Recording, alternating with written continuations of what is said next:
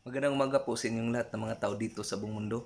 Ako po ito si Misyonaryong Diosdado Sigado Hiling Jr., the Missioner of the Master of the Universe, the Santissima Trinidad, God of all gods, King of all kings, Master of all masters, Divine Master Robin Idira Eclio Sr., King of all kings, Master Robin Boray Eclio Jr., Divine Grand Master Robin Madron Eclio I.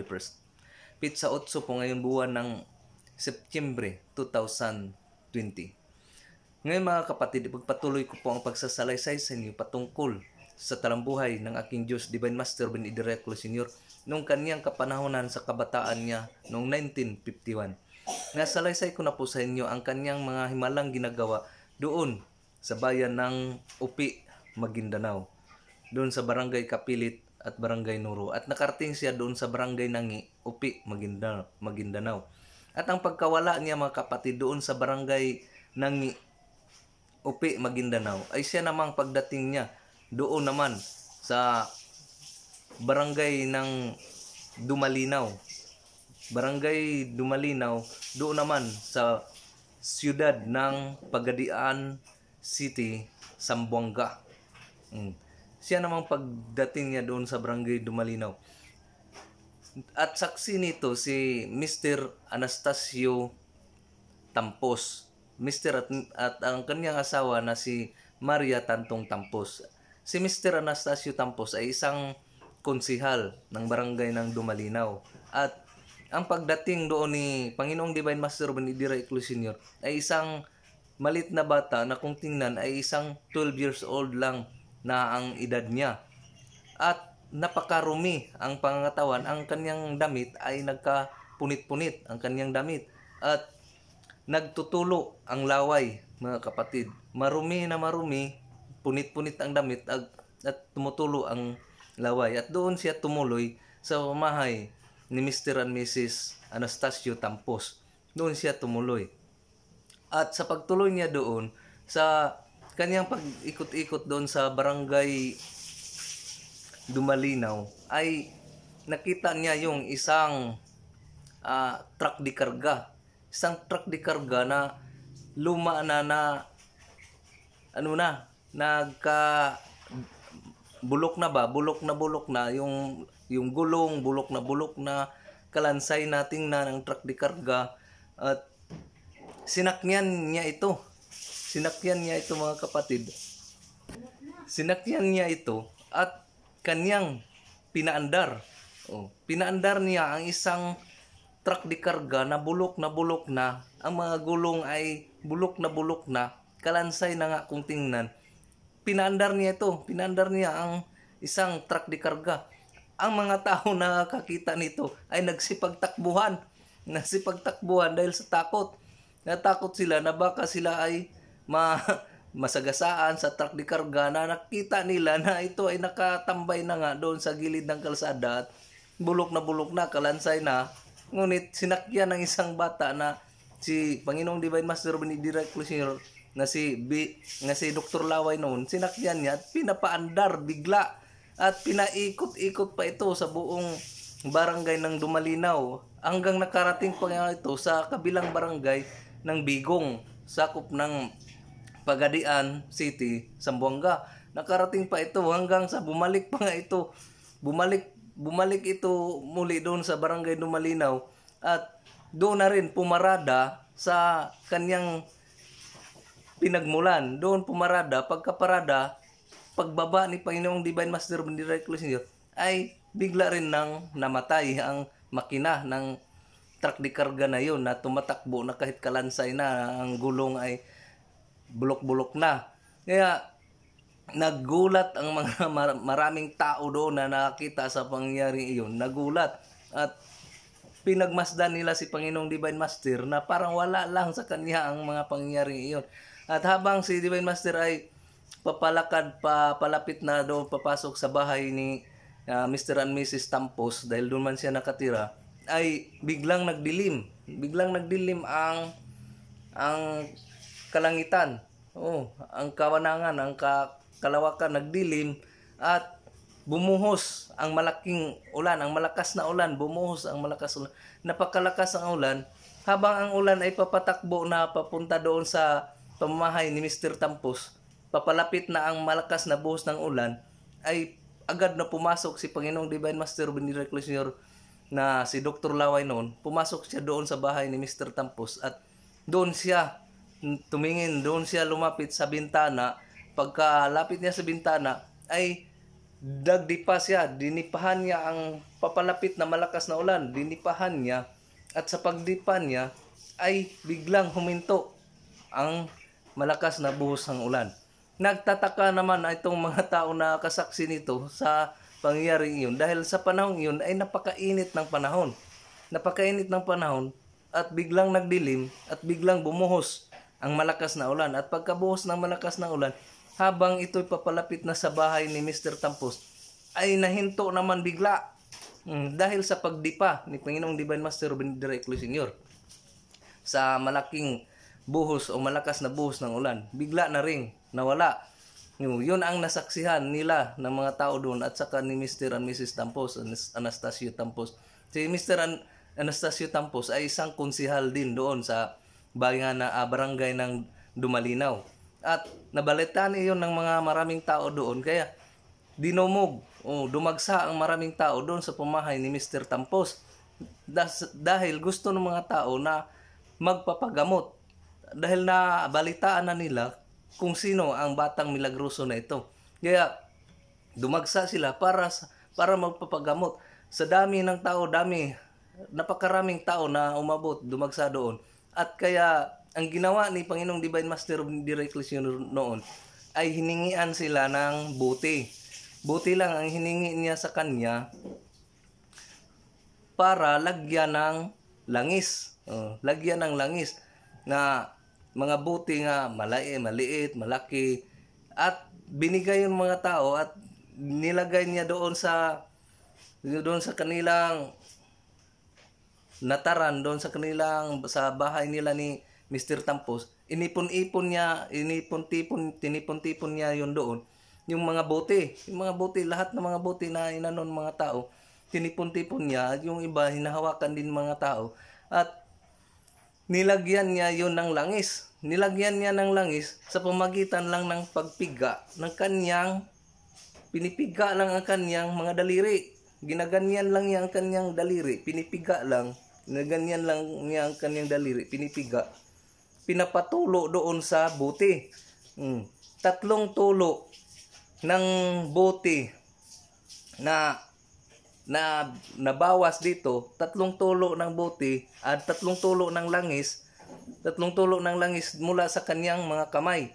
Ang bawat buti, nilagay niya sa bawat buti 3 tulo hanggang naubos yung lahat ng mga buti na dala ng daan-daan ka mga tao na gustong magpapagamot sa kanya. Naubos yun sa pagsilid ng langis na pinapatulo lang niya sa pamagitan ng kanyang mga daliri.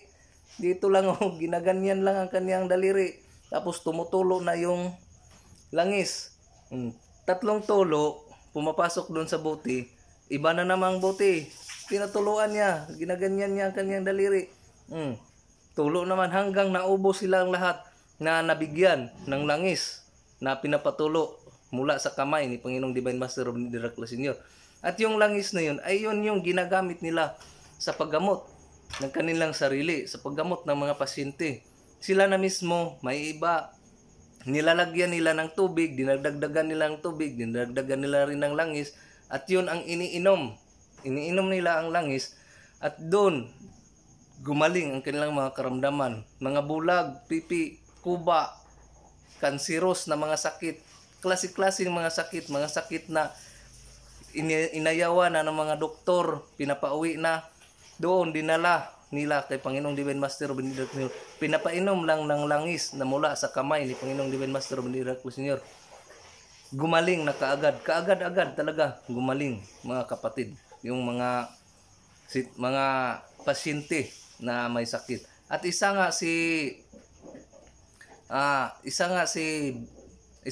pulis na si Mr. Vergara ang nakasaksi sa pangyayaring ito. Isang pulis na nakasaksi at inilagay pa nga niya ito sa balikat si Panginoong Divine Master Benedict Jr. dahil gustong makita ang mga tao. Dahil sa dami ng mga tao, hindi man siya makikita. Dahil maliit man siya na bata, hindi siya makikita sa dami ng mga tao. Yun ang isang mirakulo na ginawa ni Panginoong Divine Master Robin E. Direclo Sr. doon sa Barangay Dumalinaw, sakop ng lungsod ng Pagadian City. Pagadian City, Zamboanga. At bigla na rin lang siyang nawala doon sa barangay na yon. Bigla siyang nawala at nabalitaan na lang ng mga tao na nandun na siya sa lungsod mismo ng Zamboanga. Nandun na rin.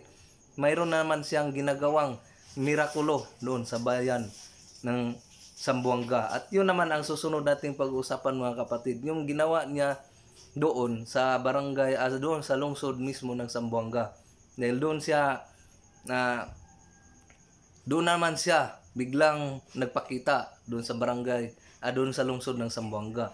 Kaya mga kapatid, itong history na sinasalaysay ko sa inyo ay mga testimony po ito ng mga tao na aking pinag-aralan, aking sinapuso, sinaisip para may salaysay ko rin sa inyo, para malaman ninyo kung sino ba talaga si Panginoong Divine Master Robin E. Direclo Sr. noong kapanahonan ng kanyang pagkakabata hanggang sa kanyang binuo na ang isang asosasyon na PBMA, Philippine Benevolent Missionaries Association Incorporated.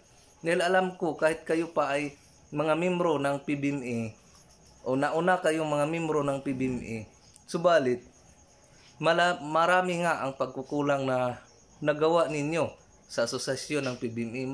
Alam ko maraming pagkukulang dahil nga sa isang napakasimpleng bagay lang na binigay ni Panginoong Divine Master Robin E. Direclo Sr. yung patungkol lang sa Rosario, tungkol lang sa Revised Latin Rosary, ay hindi nyo yan alam. Alam ko hindi nyo yan alam kung anong ibig sabihin ng Revised Latin Rosary. Alam ko hindi nyo yan alam. Dahil may kahulugan yan. Yung Revised Latin Rosary ay mayroon niyang ibig sabihin. Kung gayo na membro kayo ng PBMA, membro kayo ng Robinian International, tumanggap kayo sa isang bagay, tinanggap ninyo ang isang bagay, hindi niyo alam kung ano ang bagay na yun o salita na yun na tinanggap niyo. Tinanggap niyo ang isang banal na mga bagay, banal na wika, kumbaga diretso na, banal na wika tinanggap ninyo, ngunit hindi niyo alam kung ano ang kahulugan ng banal na wika na yun. Alam ko hindi niyo kahulugan. Tatanungin ko kayo ngayon, kayong mga nanonood na membro ng PBMA Incorporated at Robinian International Incorporated, ano bang kahulugan ng Revised Latin Rosary na natanggap ninyo mula kay Panginoong Divine Master Robin E. Direclo Sr.? Ano bang kahulugan niyan? Isang katanungan ito na tatagos ito sa inyong puso't isipan. Dahil mula ng pagtanggap ninyo niyan hanggang sa ngayon ay hindi niyo alam kung ano ang kahulugan ng mga yan. Hindi niyo alam. At yun ang tatalakayin natin sa susunod. Tatalakayin natin yan para magbigyan kayo ng unawa kung ano ba talaga ang kahulugan ng mga bagay na tinatanggap ninyo. Ano bang kahulugan ng Revised Latin Rosary na tinatanggap ninyo? Dahil tinatanggap niyo ang isang bagay, nagpasakop kayo sa isang asosasyon, nagpasakop kayo sa isang grupo na hindi niyo alam kung ano ang kahulugan ng grupo na yun. Halimbawa, PBMA, 4 na litra yan. Ano bang kahulugan yan? 4 na litra. Dahil may kahulugan man yan, yung PBMA. Ano bang ibig sabihin ng PBMA? Dahil may 4 na kahulugan ang PBMA. 4 po ang kahulugan ng PBMA. Yung 4 na kahulugan, alamin nyo yun kung ano yun. At yung Robinian, ano bang ibig sabihin ng Robinian? Ano bang ibig sabihin ng Robinian? May kahulugan ang Robinian. At ano ba ang code name ng Robinian? Mayroon yan, mga kapatid. Kaya nagpasakop tayo sa isang asosasyon, isang grupo, or nagpasakop kayo ng isang relihiyon o religious group na hindi niyo inalam kung ano ba ang kahulugan, ibig sabihin ng grupo o religion, asosasyon na pinasukan ninyo. Yun po dapat nyong alamin. Dahil pag malaman nyo yan, maliwanag sa inyong puso't isipan kung paano nyo matulungan ang inyong sarili at ang inyong kapwa-tao. At hanggang dito na lang mga kapatid, magandang umaga po sa inyong lahat sa aking Diyos, Divine Master Robin Directly Sr., King of all Kings, Master Robin Bariclo Jr., Divine Grand Master Robin Madron Iclo the First. Sa lahat ng mga makita at hindi makita, sa inyong lahat ng mga subscribers ko na nanonood sa YouTube channel kong ito, maraming salamat po sa inyong panonood.